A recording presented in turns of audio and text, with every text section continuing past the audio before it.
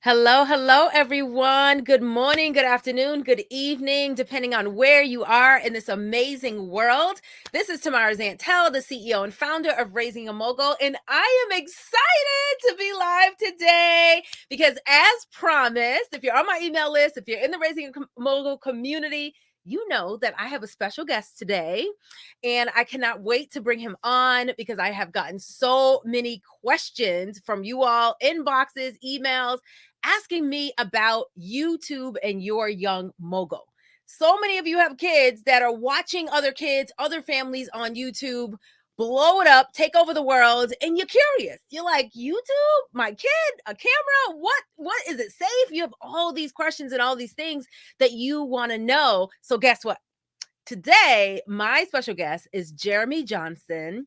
He is the founder and one of the family members of the super uber famous J House vlog. And I am really excited to invite him to come and talk to us about YouTube, his family, all the things. So, hello, Jeremy. Hello, thanks so much for having me on. You always have so much energy and passion. I'm excited to be here. Yes, thank you so much for saying yes. As I said, our community has been like reeling and just excited about YouTube. Like this is Yeah, the thing. This is the thing. So before I jump in with all my enthusiasm, tell the people who you are, even though I already did, and a little yeah, bit about why you're here, and then we'll start taking questions. You guys, if you have questions, drop yeah, them in the chat. Don't forget to share this out. But Jeremy, you start first, and then I'll jump sure. in. Well, I'll tell you a little bit of my story. And really, it begins with me as a kid. I had a video camera growing up in the 80s, and I loved making home videos. I remember trying to do sketch comedy and different funny videos, and that just became a passion. Like, I realized I really wanted to get into filmmaking. And when I was 12 or 13, my parents got divorced, and it was a super hard time for me.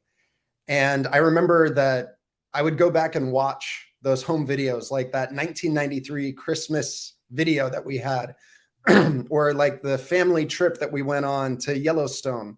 Wow. And I would miss our family being together, and it was a way to kind of relive the good memories. But I also turned to the camera. I turned to creativity as a cathartic, healing release of some of the pain I was going through. And when I was about 15 or 16 years old, I was so lucky. My parents got me video editing lessons. And at this point, this was before you would do it just digitally. It was actually all on analog. And I was so fortunate to have the chance to learn how to do this. And I started a little video editing business. That's how I made thousands of dollars in high school. Yeah. Wow. And when I went to college, I actually worked. I got a job at a motion picture studio because I was this college kid who actually had experience editing videos. And I did that all through, well, I wanted to go into filmmaking, right? I told you that piece of it. Yeah. As I worked at a motion picture studio, I saw that in the industry, it was this old industry where you were a little cog in a big wheel. And I felt like it would be years and years of not having time with my family, not getting to make the final decisions. There was always some director or producer or someone above. And so I decided I didn't want to go that route into the filmmaking because I wanted to have time with my family. And I didn't want that to take over my life. And I didn't love how the system was set up. So I ended up actually going to law school, and I continued working at the motion picture studio to put me through law school, and began practicing as a lawyer. Wow. And so I'm a civil litigator, and that also took me away from my family a lot. I have 5 children, so we had a lot of young kids when we found YouTube, and we were like looking up an Elsa video with one of my daughters, like a Let It Go something. I somehow stumbled into the genre of family vlogging. And basically, this was families sharing their daily life on YouTube. And I watched a couple more and a couple more, went down this rabbit hole. And then I went into my wife, Kendra, in the kitchen. I was just like, we're going to be YouTubers. And she Wow. was like, no way. She's an introvert and not as much of a risk taker. She's much more private, didn't want to have anything to do with it. I continued to research over the next several months, like just kind of digging in and learning everything I could about this genre of family vlogs. And eventually went to Kendra and was just like, really, I invite you to pray about this. Like, I think this is a way we could be a light to the world and we can give goodness. There's so much media out there that show families fighting all the time and the kids being super disrespectful to their parents. And there's all these stereotypes around family content that is so negative that this is a way we could make a meaningful difference. And even if nobody else watched, we would have this journal to give to our kids and our grandkids of our life. I was like, even if we made no money off of this, we would have this to hold on to. And anyway, eventually she prayed about it and felt really strong, like, wow, we should do this. And so we jumped into it. This was in 2014, started sharing our family life. Obviously learned a lot about the safety side of it and just all of the experiences around YouTube. And now today we're so blessed. We have, millions of followers. We have over 3 billion views on YouTube. I was able to leave being a full-time lawyer years ago. And we are kind of living the dream right now. I just feel really blessed. Wow, so excited. That is so amazing. So hello, everyone that's just joining us. I'm here with Jeremy Johnston of J House Vlogs, and he just really quickly shared like this journey of this like rock star YouTube family that he has and where it started. So a couple things, Jeremy, I want to unpack because I was like, I wanted to interrupt you like 5 times. So, I get very excited. Just interrupt me. It's like a hangover from my lawyer years. Like I'll just keep talking. So if anyone has questions in the chat, I'm here to answer your questions. I want to be completely transparent and answer your questions. So I love that. That's beautiful. So please ask your questions. Also, if you know someone, if you have a child, or considering YouTube, please tag them, share this video. We want to reach the masses. Okay. But before, all right, Jeremy, I go to my next question because my brain's like so many things. Yeah. The first thing I keep dropping my phone, I love about what you said was you started as a kid entrepreneur. So like for our community, a mogul, like that's huge. Like, so first parent managers out there, it can happen. He is a grown adult with children and a successful business, but it started with this spark when he was young. Right. So I love that. So I wanted to pick that out of it. And then the idea of you saying like, I'm looking for something that's going to allow me to spend time with my family. So making that decision to be intentional about your family and the time y'all spend together and the experiences that you create is just remarkable, because I feel like sometimes we get caught up in what the world thinks we should do and what our life should look like and the hustle and the bustle and kids should do this and adults do this. And then we meet at dinner if we're lucky, And so I love talking to people that intentionally create their own normal and the life that they want. So I really think that absolutely, Teresa says that you're an exceptional father. I totally agree. I totally agree. It's just awesome. So thank you for that. Thank you for sharing your journey.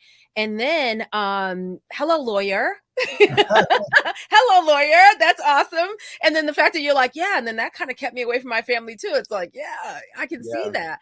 But you made that shift. And then the last piece of what you said that I was like so excited about is that you brought it to your wife and you were like, let's pray about this and see what happens. So it became a family venture right from the beginning.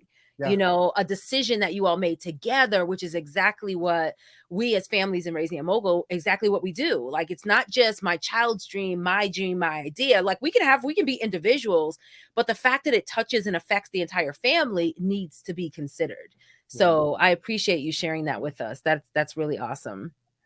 One other thing too, that I've loved about being a YouTuber is the purpose behind it. I talked about how I was this little kid where my parents got divorced and I would go back and watch those home videos. I'm kind of making those home videos now. Like we get to put that hope into the world of a family working towards happiness, working towards improvement. And we receive these messages from families of how what we're sharing impacts them. And, there really is a mission behind this. There really is this bigger purpose. And I keep this picture right next to my screen. This is a little boy and his name is Ben. Hey, Ben. Ben, he's Ben, handsome. Ben the Cancer Slayer. That's what his mom calls him. And as a little boy, they were in the hospital suffering through cancer treatments. And Mm. we got this message saying, Ben is watching J House vlogs every day while he's there. And so as I'm editing during the late nights, during the hard times, for years, I've had this picture next to my monitor of like, look, this is about trying to put goodness into the world for people who are suffering or people who are sad or lonely or feeling a lack of hope, and so there's just that beauty of purpose that is so much more than having a job as a lawyer or having a job making movies. Like it's really this purposeful experience that I love and drives the experience. That is beautiful. Absolutely beautiful. And all I could what was screaming in my head is your why. This is the Yeah. why. This higher Yeah. purpose. This is your why. And when we discover our why, it just makes everything so much easier, right? It keeps us clear about what we're pushing and working towards on a daily basis, even when it gets super hard. Yeah. So I love that you shared that. Thank you for sharing that with us. So since we're talking about why and pushing and late night editing, Yeah. what does this look like? So like 2.5 million subscribers. When I say it, I keep feeling like I'm saying it wrong, but Yeah. it's right. Billions of 3 billion views. What does that look like on a daily, weekly basis? Like how Yeah. okay, we can talk about how you got there, but right now I just want to talk about the work involved as a Yeah. family. What does that look like? It started off much more intensive because I was working as a full-time lawyer and we were posting every single day. That was what the genre was. And so every day, my wife, and we're homeschoolers as well. We actually started homeschooling our oldest kid, Isaac, the very same day we started the YouTube channel. So it really has been a journey. Isaac is now 13, but we started, homeschooling on that same day. So Kendra would film what we were doing through the day while I was at work, and I would be around during lunch and dinner. And then I was up until 2 a.m., 3 a.m. editing into the night. So there was nothing easy about it. And during that first year, even though we were posting every day, we didn't have huge growth. There was this price you have to pay of learning the craft, building an audience, putting in the work. But what's amazing about YouTube is it is an exponential growth model. So if you understand that, and we did from studying, like I had gone and watched these channels and seen the trajectory, and that lawyer in me has this analytical brain that's like, okay, where do we need to be at this point? So even though we had this small growth at first, after about a year and a half, it just started to snowball, So now today, to put it into context, and for the last several years, we post one video a week. That's it.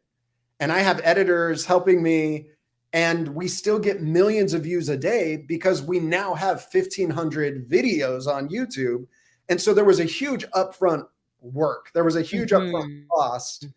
And then as it began to pick up, we just continued to refine what we were doing, put systems in place, make it sustainable for our family, get the marriage counseling that we needed for any of the burnout that I put us through, during some of the times, because it wasn't easy the whole time. I mean, there were difficult times, but it's a beautiful situation we're in now. And for the last several years, as things, started catching up, it's really been an exciting process. Once again, lots of nuggets dropped. Okay, so the marriage counselor thing, I chuckled, but I know it's totally real. It's totally real. And we're open about that on the channel. Like we tell people like, hey, we're struggling with this with our kids. We're struggling with marriage counseling. I'm, doing trauma therapy as something I've done in the last several years, or I'm trying to lose weight again, it's all about being vulnerable and authentic. That vulnerability is huge. It's huge.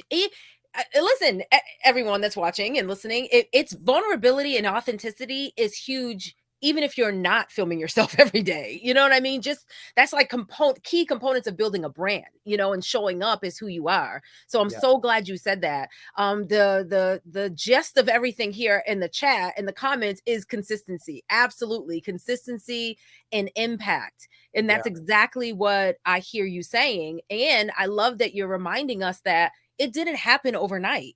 we had to work towards this, and we did not give up. Yeah. So even when we start the process, it seems a little like, are we making an impact? Is anyone really watching? Is it really working? Watching those numbers can be scary, Yeah. but continuing to show up and remember your why seems like that's a part of like the For secret sauce sure. that most people are wondering, like Yeah. looking for. And that's one of the biggest things I'm excited about teaching kids who have this dream to be YouTubers and to help parents as they want to move in that direction with their kids. It's not about becoming rich and famous. That's why I think a lot of kids think they want to be YouTubers is like, oh, I want to be rich and famous. You have to have a bigger purpose. You have to have a bigger why, because you won't continue being consistent if that's it for you, And so for me, it's that picture of Ben. It's the, there's just so much more to it. And that's something that we want to try to offer when we're teaching, is that bigger Yeah. purpose of why.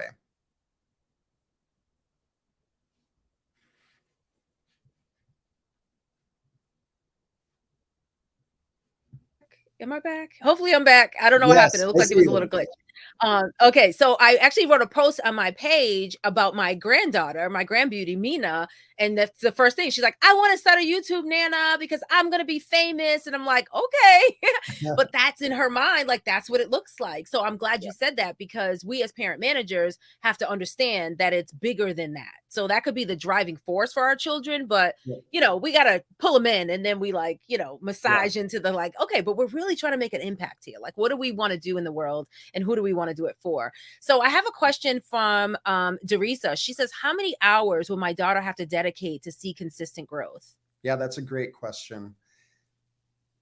Really, especially when I'm thinking of kids, I made my course to feel more like play than work.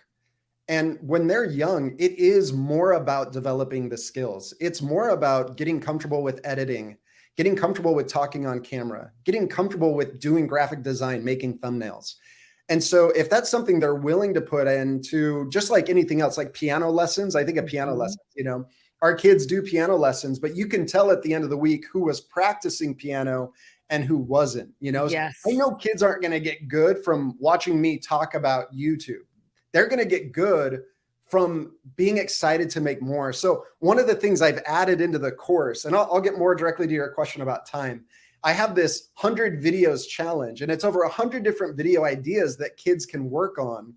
And we participate together. You share the videos within the course, and you get feedback from other students, and you're able to see and watch each other. And so really, if you want to become a YouTuber, so if you want to see growth, you need to be regularly posting at least one video a week. And that growth can increase if you're posting more. But you also have to be looking at the right metrics. And so I teach kids, and this was for us too. Like, it wasn't just that I was consistent. It's also that I was looking at the right area that I needed to improve. And on YouTube, that area is audience retention, which is how long are people actually watching the videos. So even though we were getting a small amount of videos at first, I saw that people were watching over 70% of the video, which is a very high audience retention. Wow, that's amazing. Yeah. And then now they also have the click-through rate, which shows you how well are your thumbnails performing. And so I have a lot of, there's a whole workbook in our course where it's like, look, you need to be looking at your audience retention. What videos have higher audience retention? You can go in and see exactly when people drop off. And then you can learn from that and make changes and say, okay, I want to make more entertaining videos.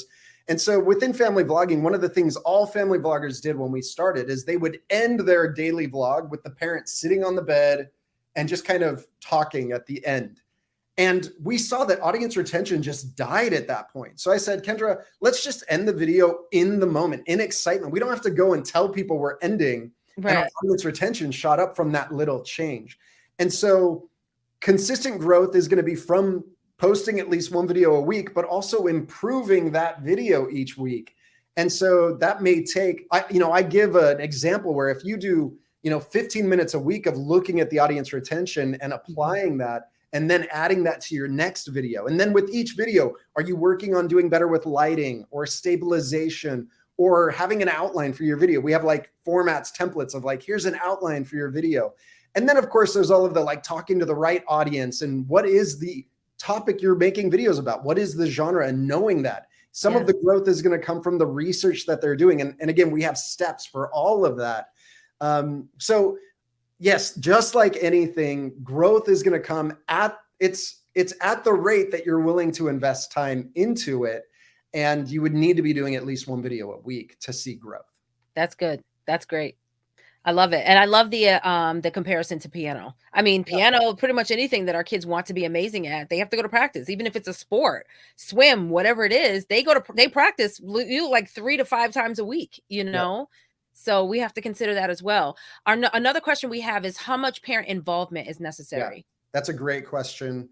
It depends on the independence and the age of your kid. You know, if you have a child who's under 13, the YouTube terms of service won't even let that kid make their own account. So at this point, you're helping them create a brand account and you're the supervisor of it. You should be monitoring what your kids post. So if there is that one video a week that goes out, you should look at it first as a parent, especially for little kids. I mean, if your child is a teenager and they already have a YouTube account, or they could just go through the whole thing on their own. But at the very beginning of the course, like I go through a whole conversation with parents of expectations, things they should talk to their kids about, and make sure they're on the same page. And that's going to depend kid to kid and parent to parent of how much time that's going to take. And so more time for the younger kids, less time for the older kids, and depending on just the general independence of your family. I know all families have different levels of use of media. And so it's kind of an impossible question to answer for everyone. The thing I did do is on the page that introduces the course and lays out all the details, and Tamara has a link for this. I do, and I will share it. It has sample lessons on there. There's 3 sample lessons. And so you can actually see from the sample lessons what, you know, how does this relate to the level of your child? And that's there to help people with that exact question. That's great. I love it. Thank you for sharing that. And I love the detail. It's so good. Tamara, I didn't mean to say Tamara. I'm sorry. It's all right. It's all right. So Jeremy, so we skipped to questions, right? But I want to go back a little bit and just kind of talk about why YouTuber Kids. How did we get here, and what made you decide to create this experience for other families? Yeah. One of the biggest, there's a lot of reasons. One of the biggest ones was I was kind of getting bored because we had reached a level of success. Like all my wildest dreams had kind of come true of what I had expected with YouTube. And that actually creates like a crisis in your life. You wouldn't think this, but it's like, what do I do now? Like we were just kind of coasting. And I have always been really passionate about teaching. I actually almost became a teacher instead of going to law school. Like that's what I was debating between. And even all through my life, I've been teaching and I love working with our kids. And I knew that this was a gap that there isn't really an answer for. You know, all kids want to be YouTubers. No parents want their kids to be YouTubers because they're worried about safety and their kids being self-focused. And those are all legitimate concerns. And I said, look, I'm in a position to help provide parents this tool and to help that next generation of creators create with purpose, focus on skills. You know, the blessing that I had of my parents giving me that video editing lessons is something that I'm wanting to give to the next generation. And I have kids ages 13, 12, 10, 8, and they're wanting to learn these things. They're going through the course with me. And so it's just really a focus of the function of the area of my life, excited about a next project, and wanting to create a business that really solves a problem that there isn't an answer for out there right now. That's perfect. Solving problems. Absolutely perfect. So I love that. I love even more so that it's from your family to our family.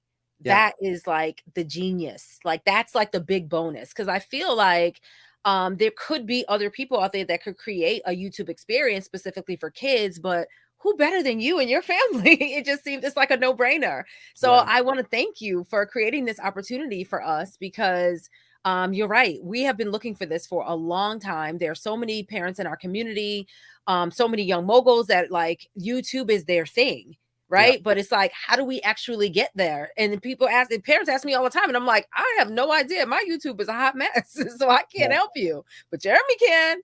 So let's see. We have another question. Terry says, yay for teaching. She's a teacher. teacher. She's a Yeah, gifted education teacher. that's so This cool. question is, what is the average length of a YouTube video when starting out? It's a great question. I started making shorter videos when we first started, and I had a deliberate reason for this. I looked at what was the average in the genre that I was posting in. And the genre was, lifestyle vlogging, daily vlogging, and then the niche, more specific, was family vlogs. And so I literally went and saw what is the average length within there. And I have a whole form for kids to fill out on this topic of like, go and find your favorite YouTubers in the genre. Go find your favorite YouTubers in the niche. And I explain what all that is and break it down into plain English. What's the average length of their videos? And when you're first starting off, the reason I did about half the length of that was because I was working as a lawyer.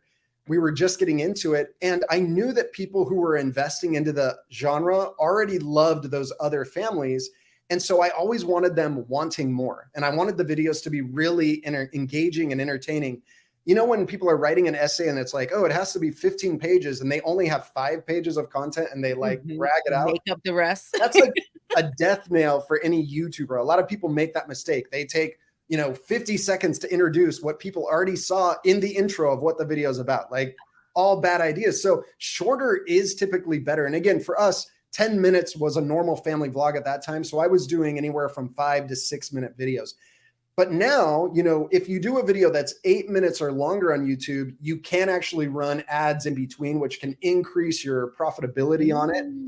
And I didn't run those ads. Most of my videos don't have those, but I knew that if I ever wanted that option, I wanted to do it longer. So now we're doing 10 to 12. And if people will watch a 15-minute video, then we make that. But I'm always saying, what is the audience retention going to be? That's what I'm thinking every time I make a video, and wanting to keep people engaged in the video and only making it that long.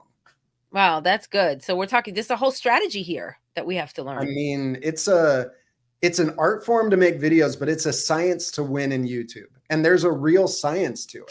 Wow, I'm excited to learn it. What kind of equipment are we looking at? Like we just have our cell phones and stuff here. Like, do we need to go shopping for this class? No, I actually say that on there. Like if you have a smartphone or an iPad or I'm talking right now on a laptop that has a camera, that is good enough to start. And some of the biggest YouTubers right now, you may have heard of Mr. Beast. He started with an iPhone 5. And that was how he filmed his first many, many videos as he grew to get bigger. And so, I do offer links to different, products people can buy. And I kind of give an order of what I would recommend. Like, oh, the first thing I would probably buy is like a $15 tripod for your phone, where it's just going to stabilize it. And then the next thing, I kind of go through the order so it's not this huge expense, but you don't have to buy anything. As kids start making more videos and they show commitment and consistency, and if they start making money with it, it's like, okay, now you can save up to get that camera you want that's $400 or whatever. But, if you haven't gotten to that point where you're making money or you're really getting views or you're showing consistency, I would hate for parents to go spend a bunch of money on equipment that they don't need. Again, it's more playing and learning and experimenting. Like, think of that old video camera I had as a kid. They should just get that iPad and that iPhone and just start with that. And then as they progress, and knowing that I'm going to be working with people at all different levels, I have links for the cameras and equipment I use. But I tell parents, like, don't let your kids try to tell you that I'm saying they have to go buy that. They don't have to go buy that. The equipment isn't the key to success. The key to success is authenticity, purpose, consistency. It's the resourcefulness, not the resources. I love it. So Teresa, hopefully that answers your question. She asked that question while we were actually, you were discussing it. So we were right on point with that. Let me answer a little bit more though, too. Like, one of the cool things is within each lesson, I have resource links. So in my editing lesson, I actually have links to all the free softwares that won't put a watermark on the video and a tutorial. And so I am linking to stuff that I didn't make as well. Like, there's tons of great content on YouTube. Like, that's no secret. There's amazing stuff on YouTube, and I've curated that as well. So I share my process. I make a video showing how I edit, but you might not have Adobe Premiere, And so I say, look, on iMovie, here's where you get that link if you have an iPhone, or Windows Movie Maker if you have Windows computer. And here's a tutorial of a YouTuber who shows you how to use it for free. Go check it out. And those are resources within the course. Love it. I love it. It feels like we're going to have everything we need, guys. So if you're worried, if you're stressed out, Jeremy's got us. I feel like it's all there. The other biggest concern, like I said, parents have is the safety side of it. And this is a legitimate concern. So I have a whole section on helping kids know to go to their parents, how to post clean content and avoid showing personally identifiable information in the video. But also, you can go through the whole course without ever publishing a video to YouTube. It's all set up where you could use, if you wanted to, you could just use unlisted links, share those in the course, get feedback from course members, and not even go public yet. Now, if you do that, that's the safest route, but you're obviously not going to grow. You know, you're not going to be able to get as many analytics and stuff. And so I do think that the best thing to do is to monitor it if you're really nervous about that and help your kid to make sure that it's safe, especially for younger kids. But if you even just wanted them to learn the skills without ever posting, you can do that as well. You can do that as well. I love the options. Teresa said, thank you for that answer. Yep. Resourcefulness, not just resources. I mean, that's Tony Robbins, right? I can't take credit for that, but yeah. I agree with that completely. So Tamisha says, what are good books or videos to watch to gain additional information regarding starting a YouTube channel? You know, honestly, there is an amazing resource that YouTube has provided. And I talk to YouTube actually a lot, and YouTube executives, they have my course and they're trying to create free resources for people. And so if this is out of your budget and you want to help your kid, there's the YouTube Creator Academy is a really good resource. Now, it's not going to have feedback directly to your kid, you know, and it's not directly made for kids, but it is an incredible place to start. So I would recommend that. But then there's other creators where they teach YouTube, but again, they're always talking to adults. And so it's a little bit different. No one is really focusing directly to kids, and that's what's unique about what we're doing. Yeah, absolutely. And I mentioned the post I made earlier about my grandbeauty. And yes, you guys, I have a grandchild. I have 3 grandchildren, 3, and her desire to be famous. And I was like, I actually thought about this, Jeremy. I was like, well, I mean, it can't be that hard. I can Google it. I can, watch other people's YouTube and just do what they do. And I was like, you know what? Why am I going to do that? I'm going to, and I talked to her parents and I'm like, listen, guys, we're going to sacrifice. We're going to make this work. This is an investment into her future. And just like you said, even if she never posts a video, I want her to learn these skills. And more importantly, I want her to be able to go after her dream. You know, she's been talking about this for months, and a lot of your kids have been talking about this for months or years. This is a golden opportunity to learn for someone that has done it with a whole family, with lots of kids safely, and is willing to walk us through the process. So for me, it's a no-brainer. And I'm just like, I'm going to make the investment because I want her to learn from an expert, you know, because I'll spend the next year, honestly, Jeremy, trying to figure it out. And I don't have time for that. I just don't have time for it. Well, and that's the thing. There's a lot of free advice out there. This is saving the time of digging through that. And again, it's hard to know if all the advice out there is good advice and knowing if it's clean or not. The other thing that I'm excited about for this first group, because I plan on launching a few times throughout the year, but I know I'm personally going to be more invested in this very first group. Like I plan on coming in and really learning and being involved. And so if you're wanting more of that intimate focus where I'm really participating in it, it would be in this very first class that I'm launching. There you go, Teresa. She said, what if they get stuck? Yeah. So this is a great question. And I have a video about this for parents. They will get stuck because it's hard. Making videos is hard. Making thumbnails is hard. And my answer to that is to go back to play. And so when it is overwhelming, when it is difficult, I will be directing people back to the 100 videos challenge and say, what sounds like the funnest video to make next? And again, among these 100 ideas is like doing your own product review or a challenge, you know, like making the Oreo challenge, which is just a fun video where you're tasting different Oreos blindfolded and trying to guess what they are, or doing a trick shot video. And so it's getting back into the play of it and having fun and encouraging that. And the reason the community is so powerful, I plan on regularly going in and saying, hey, why don't we all work on this video together? I'm going to be posting some of my favorites. And you're going in and watching other kids doing it. It's creating this enthusiasm together and helping us get unstuck and get out of our head. I also have a whole section on the mindset part of it, because that's the biggest part of being a successful YouTuber, is facing the fear, facing the perfectionism, facing the blaming, or, you know, having an abundance mindset instead of scarcity. And that's just such a huge focus of winning or not on YouTube, and just in general as a person, is that mindset part. So we put a lot of focus on that throughout the course as well. I love it. I love it. Teresa says, Malia said she saw your Oreo video. Yeah, there you go. You've seen it. So for example, like in the 100 videos challenge, we'll be like, look, here's a challenge you could do for fun. Get your camera, get some Oreos, go out and do it. And there's just a bunch of fun, silly things like that to just goof off and play as you improve. Yeah, and Malia is one of our, she just became a certified speaker through our Young Mogul Speakers Academy, and she is a young CEO. So she has lots of content. She can make videos. You heard Jeremy just say, you can make your own product videos. So Yeah. this is like right up her alley. Another parent manager says, my kids love J House vlogs. I love it.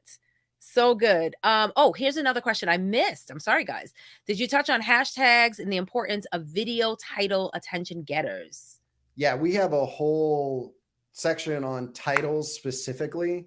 And one of the cool things that we're doing too with hashtags is there's a unique hashtag within all the videos we're doing. So for example, the first video I invite kids to make is explaining why they want to be a YouTuber, right? They just film it. We do it in the first course, like in the very beginning of the lesson. It's like, we're not waiting, we're jumping right in. You film why you want to do it. And then you use the hashtag YTKY, you know, and we write that out. So now anyone in the course can search that online. Now, SEO, you know, search engine optimization, is a little bit less important on YouTube than people would think. Here, it's more about creating thumbnails and titles and content for a specific group of people, because the way you grow isn't by being searched. That's not the biggest way people are going to grow. And again, there are some genres where that is more the case. Like if you're doing how-to videos or craft videos, that is more important. But the biggest way, over 70% of our views come from YouTube recommending our content. And that's all about the audience retention and the click-through rate and people being satisfied when they actually watch your content. That's what the algorithm of YouTube is measuring, even more than just the SEO or the search, you know, of it. Because people aren't going in all the time. Again, with how-to videos, they are more, but it's going to be more about having a quality video that YouTube knows they can then decide you're the one they want to recommend if someone does ask for a how-to video. Ah, that's good. I had no idea. Yeah. That's why you're here. Hi, hey, Michelle. Michelle says she's so excited about this. She just brought the program and she's excited to grow our kids' channel. Yes, I'm excited. You know, she's a DIer, so I'm excited to hang out with her as well. Okay, let's see. So if you all have any other questions, our time is almost up. Jeremy is busy, and he's getting ready to welcome all of our young moguls into the program. So I'm really excited about this. If you have any last minute questions or comments, anything, please drop them really quickly. Okay, here's another one. What is the best way to help them identify a unique video idea? So what we encourage kids to do is first to actually carve out time to brainstorm. I mean, and again, that sounds like so simplistic, but we have a whole list where we'll say, look, what are 10 ideas of videos you could make? And it's beginning this idea generation. Some of it is going to come from seeing what others do, but you don't want your kids just copycatting, you know? So it's saying, what are ways you could combine some of these ideas in a unique way? And again, you're always asking, what is it that my audience would really love? So when I have them make an outline for their video idea, so they brainstorm 10 video ideas, and then they pick one that they want to make, and I have them do a whole outline process, like what's happening in the first 7 seconds of the video, what's happening in the next 7 seconds, and then what happens in the remainder of the video, what happens in the boring middle, and how can you make that entertaining, and how are you finishing it off? Like we have this whole outline, but then I have a page after that in the workbook that says, how is your audience going to respond to each part of this? Because learning to think audience focused is vital for growth, because it's all about the audience, and what they're going to think, and thinking that way about it. So we have a whole process of brainstorming. We have a whole process of outlining, and it's just taking the time to write it down. It's taking the time to go through the process and working it. And then I invite them every day to actually take time for just brainstorming, because if you're not doing that, you're not going to have those creative ideas.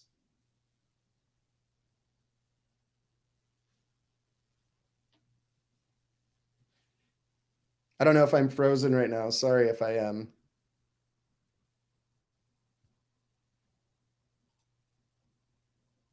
How long is the program? Okay, I can answer that question.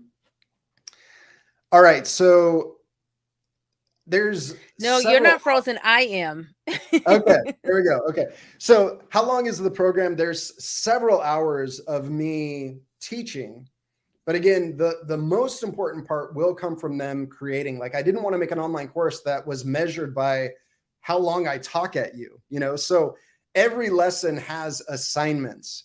And so really I would view it like, it would be like asking someone, well, how long is it going to take to learn the piano? And it's like, well, I mean, from lesson number 1, you're going to get out the camera and you're going to start making videos. But if you want to get to the point where people are paying to come watch you play, you're going to have to practice a lot, And so it really is going to come down to that practice of what you're willing to put into it. But I think of actual like video, it's like over 4 hours of me teaching stuff. And I get into a lot of details of a lot of different things. Like, I go through a whole video edit that I do, and I made that into a video where it's like walk through me editing the video, and I just go through that whole process so you can watch what I do. But then a lot of the videos are shorter. I mean, and the other thing too is I know longer isn't better. A lot of the videos are really short and condensed to just be like, here's the info you need. So like I have a whole section on the laws you need to know, because as a lawyer, I've represented some of the biggest YouTubers, and I know all about copyright issues and dealing with, the community guidelines. But I didn't make that super long. I really broke it down. Like, here's the things you most need to know, especially as a kid. And then here's the resources if you want to dig further, So it's a great question of how long it is. Yeah, that's great. I love that. And I love that no fluff. And by the way, I was frozen for a second. I don't know. Yeah. I was gone in like internet world. So thank you. You were not frozen. So you just kept moving. Can I answer this? Yeah, that's the question I want to answer. Yes. Yeah, there are differences. So there's general principles that really do apply to all YouTubers. And that is around consistency, knowing your audience and making content for them, your audience retention, the click-through rate. All of that is going to be applying to anyone and all genres on YouTube. Like that is universal on YouTube. YouTube is trying to push videos that keep people on YouTube and watching more and binging your content. With J House Vlogs, we've created it into playlists where people can literally go like on Netflix and just watch the whole thing. YouTube loves that. It's like people are binging J House Vlogs. But what if you are doing a how-to video or one for your business specifically, or a makeup channel? It still is going to come down to those same principles. But the reason I have the kids in the course go in and research their genre is because you really do want to look and see what are the people doing in their genre that's working. So if your kid wants to be a gamer, you would say, okay, well, which genre, which niche of gaming are you interested in? It's like, okay, you want to do Minecraft gaming. Okay, well, let's dig in. Who are your 3 favorite Minecraft gamers that you want to try to be like? And you see what are they doing that's working? What do you not like? What's unique about you that you're going to bring to that audience? Why would that audience want to watch you? And how can you make content that's going to keep them watching or clicking on that video? So there are universals, and there are definitely, I mean, if someone's doing family vlogging or daily vlogging, this is probably more valuable because I have all the experience in that specific area. But these principles are universal. And I've spoken at, YouTube conferences, and some of the top like YouTube consultant experts are good friends of mine, and we've been working together for years, like Daryl Eves or Tim Schmoyer. These are names of, people who have been doing YouTube consulting for a long time. And so I know the messages they're teaching are these more just general principles that you can apply to any genre. That's good. That's a great answer. Thank you all for asking such amazing questions. I Yeah, mean, this is like I told Jeremy, our community was on it. Like I was like, our parent managers do not play, and you yeah, all are not disappointing. So someone just jumped on. Hey Shay. So Shay says, I yeah, just jumped on. Did you yeah. say the ages? The Yeah, kids so must be. I mean, the way that we put it on the page, if you look on the pages, we said it's perfect for tweens, teens, and up. When I was making the course, I wanted to make sure my 9-year-old kid could do it. But Mhm. again, since all kids are at different levels of interest, and again, it will depend on the level of involvement of the parent. I know that if I wanted to go through this with my 8-year-old, we could. It would take more involvement on my part. And so I provided sample lessons in the course so you can watch that and say, okay, is this too advanced or Mhm. is this just right for them? The other thing too, and I don't know how to say this, like I don't want it to be like too salesman-y, like I'm a car salesman, but you have the course forever. And kids are going to come in and out of interest. Like that's just natural. I find that as they come back into this, say that it is too advanced, like they can come back into this and you have this resource for them as well. You know, Mhm. that it's something they can Absolutely. continue to come back to. Yeah, and I like that, and I'm looking at it, as even my youngest grandbeauty, she is, 4, but Yeah. because her older sister is very excited about this whole YouTube experience, she's Yeah. like, "Me too, Nana." So I'm Yeah. like, "Okay, we're gonna do this together." So we'll see. Totally. We'll see how it Well, and this goes. is the thing. I know with families, they'll be sharing an account. Like, I don't expect you to buy one for every single kid. Like, have Yeah, the 4-year-old make one. Don't post it publicly and put it unlisted, and everyone will love to see it and give feedback. You know, like yeah. there's a way for everyone to participate. Yeah, I agree. I love that. So the link to YouTuber Kids is in and all through the chat and also in the heading of this video. If you are interested in this program for your young moguls, now is the time. Jeremy, we have what, 3 days left? 3 days? Yeah, so this first launch closes on Sunday night. So Sunday Mhm. night, 8 p.m. Eastern time. It ends, and that locks in like this is the group Yeah, to yeah, begin this is your the group. course. And speaking of this is the group. So hear me clearly, okay? Jeremy just told us that he is going to be personally involved in this experience. Yeah, But we, those of us, including me and my grandchildren that get into this group, will have the most attention. We'll get the most yeah, attention. And I don't know about you, but I want all the attention. I want yeah, Mina to like have the full blown experience because what happens when programs blow up and Jeremy's the other 2 million followers that he has gets hip to the game, we're gonna have to squeeze in there. So I like to have all the room and I want to get all the information so we can learn and we can grow together. I'm joking, but I am very serious. Okay. yeah, So getting into a program right from the ground when it's made and it's fresh and he's willing to share feedback and be so open and transparent. It's just it's priceless. That's what it is. It's priceless. Um so someone says the community is lifetime access to. Is that yep. a question? It Yeah. it just that is true. It Oh, is. okay. All It's right. lifetime access. All right. Awesome. Um Natalia says Jaden is in there. We're super excited. Thanks. Yay. I'm super excited. One last thing, Jeremy, as long Yeah, as no other questions come up, is for I sure. wanted to mention there are some parents, some young moguls that have already started their YouTube channel. So I know Yep, we're talking about getting started, but what about yep, those that are looking to grow eyes and, expand? yeah. No, this is still perfect for people who want to grow as well. They may be able to skip that very like first section where it's like, you know, starting, naming your channel or for example, but even then it's like you can go through and consider like, do we have the best name or do we want to consider rebranding? But the most important section is grow your YouTube channel. And that's where we really dig into the audience retention, the click-through rate, and the process. And so starting is just the beginning. Consistently posting and improving your craft is really what the class is all about. And so anyone could come in and honestly, even friends of mine who do YouTube could come in and we would be improving and working together.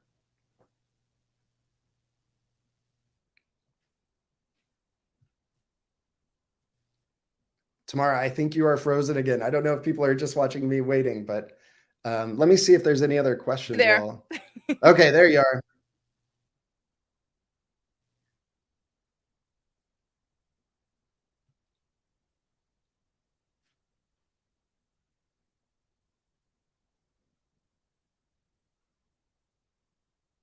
Yeah, if anyone has any other questions about YouTube or what it's like to be a YouTuber, how we got here, or anything about YouTubing, if you put it in the chat, I can see it and I'm happy to answer any additional questions.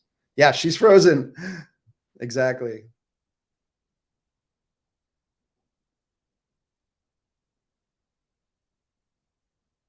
And by the way, I've really appreciated all the questions. That is super helpful to be able to answer any of the questions that you have. How often will you be present during the course? So I am back. you're back.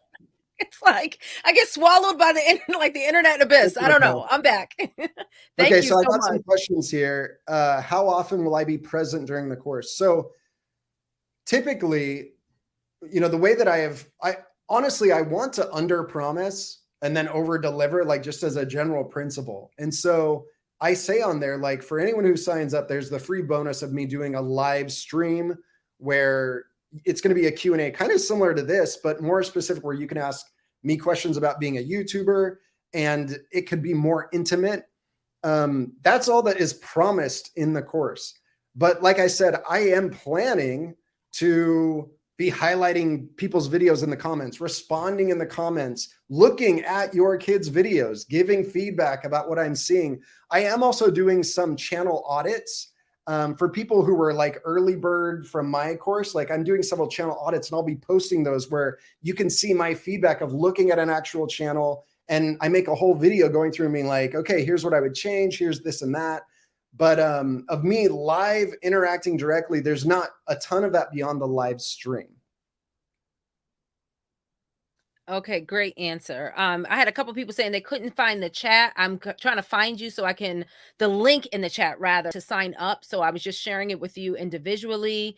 Yeah. I'm trying to find you too because we're streaming in a couple of different places.